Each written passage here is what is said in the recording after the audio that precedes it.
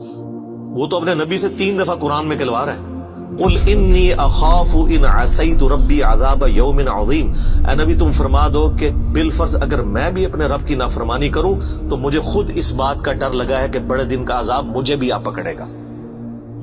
جی سورۃ الانعام، سورہ یونس، سورہ الزمر، 3 سورتوں میں یہ ایک آیت 3 دفعہ آئی ہے۔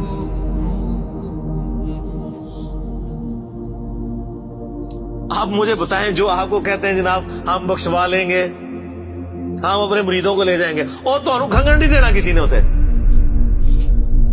تو یہ اس لیے کہ نہ انہوں نے خود قرآن پڑھا ہوا ہے اور نہ آپ کو پڑھنے دیں گے، ورنہ آپ کا دماغ کھل جائے۔ او جی گاڈ از آل لونگ، یہ کرسچنز نے بھی ایک دھوکہ دیا ہے نا، گاڈ از آل لونگ، تو میں نے ان کو بھی پھکی دی تھی کہ اگر گاڈ از آل لونگ ہے اور وہ آل لونگ کا کنسیپٹ پھر صوفیاء کے ہاں ادھر مسلمانوں میں بھی داخل ہوا، وہ جی اللہ کو ہماری نمازیں چاہیے، اور سر اللہ نے کب کہا مجھے تمہاری نمازیں چاہیے؟ اللہ کہتا ہے تمہیں تمہارے لیے نمازیں چاہیے، اللہ کے لیے نہیں، اپنے لیے۔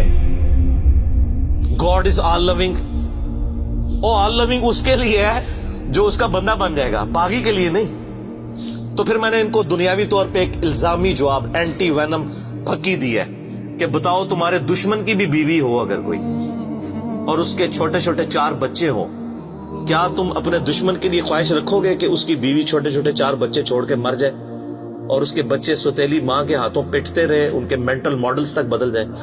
سارے کہیں گے نہیں جی، کیوں نہیں؟ دل پسیجتا ہے۔ اچھا آپ کا دل پسیجتا ہے اور آپ نے ہمیں یہ کہانی کرائی ہے کہ اللہ تعالیٰ ماں سے اتنے گنا اور دادی سے اتنے گنا اور نانی سے اتنے گنا محبت کرتا ہے، تو وہ اللہ روزانہ ہزاروں ایسی عورتوں کو موت کیوں دیتا ہے جن کے 4 چھوٹے چھوٹے بچے ہوتے ہیں؟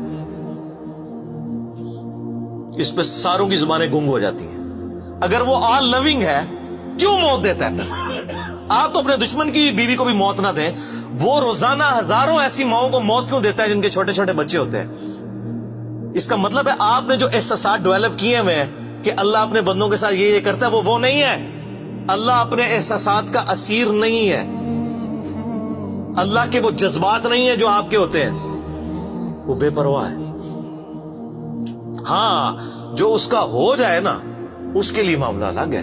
وہ صحیح بخاری میں حدیث ہے کہ جس نے میرے ولی کے ساتھ دشمنی کی میرا اعلان جنگ ہے اس کے خلاف،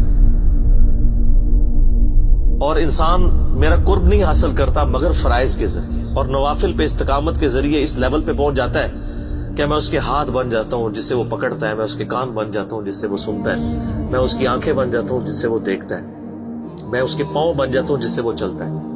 اچھا ادھر ہی حدیث روک دیتے ہیں صوفیاء اور وہ کہتے ہیں وہ خود ہی خدا بن گیا، ایتھوں ہاتھ پائے گا انج ہو جائے گا۔ وہ آگے پڑھو کیا لکھا ہوا ہے، وہ جب اپنے دشمن کے اگینسٹ مجھ سے پناہ طلب کرتا ہے میں اسے پناہ عطا کرتا ہوں۔ اگر وہ اللہ ہی سے پناہ طلب کر رہا ہے تو وہ پھر ہاتھ مارنے جو تو نا یہ ہاتھ بن جاتا ہوں، پاؤں بن جاتا ہوں، کان بن جاتا ہوں، اس سے مراد یہ کہ اس کا اوڑھنا بچھونا پھر میں ہی بن جاتا ہوں۔ قل ان صلاتی و نسکی و محیایا و مماتی للہ رب العالمین، اے نبی تم فرما دو بے شک میری نماز، میری قربانی، میرا جینا، میرا مرنا سب اللہ کے لیے۔ اوڑھنا بچھونا اللہ بن جاتا ہے۔ اس حدیث کے آگے الفاظ ہیں، اللہ تعالیٰ فرماتا ہے مجھے کبھی کسی معاملے میں ہچکچاہٹ نہیں ہوتی سوائے ایک معاملے کے کہ جب مجھے اپنے کسی مومن بندے کو موت دینی پڑتی ہے۔ اللہ کہتا ہے میں بھی اس پہ ریلیکٹڈ ہوتا ہوں، کیوں؟ میرا بندہ موت کو ناپسند کرتا ہے۔ ظاہر ہے موت تو کسی کو بھی پسند نہیں ہے، انسان زندہ رہنا چاہتا ہے، اور یہ اللہ نے انسان کی کوالٹی رکھی ہے کہ اسے زندہ رہنے کی خواہش ہے۔ اسی لیے اولیاء اللہ بھی جب خطاب کر رہے ہو نا وہاں پہ اسپیکر پھٹ جائے تو وہ بھی یوں کر جاتے ہیں، لا خوف علیہم ولا ہم یحزنون۔ کیوں کرتے ہیں؟ یہ نیچرل اللہ نے رکھا ہوا ہے۔ کسی اولیاء اللہ کو کہنا یہ سامنے یہ بٹ صاحب کے پاس جو بندوق بڑی خطرناک سی انہوں نے تانی ہوئی ہے، کسی اولیاء اللہ کو کہنا پڑھ لے کلمہ میں چلان لگاؤں، تو آپ دیکھ لیں اس کی کیا حالت ہوگی۔ یہ اللہ نے نیچرل رکھا ہوا ہے۔ موت تو اللہ فرماتا ہے کہ میں بھی ریلیکٹڈ ہوتا ہوں، وہ اپنی موت کو ناپسند کر رہا ہوتا ہے اور میں اسے موت دے کے اپنے پاس لانا چاہتا ہوں۔ پھر کیا ہوتا ہے؟ پھر تو وہ قرآن پاک میں سورہ حمیم سجدہ میں آیا نا کہ ایسے لوگوں میں پھر فرشتے نازل ہوتے ہیں، ان کو بشارت دیتے ہیں موت کے وقت۔